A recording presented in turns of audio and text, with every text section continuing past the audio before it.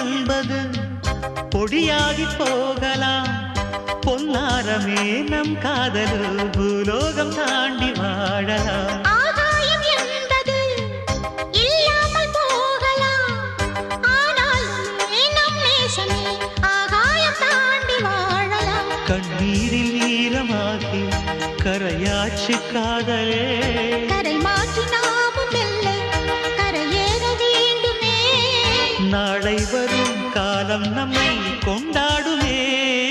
தாஜ்மஹால் தேவையில்லை.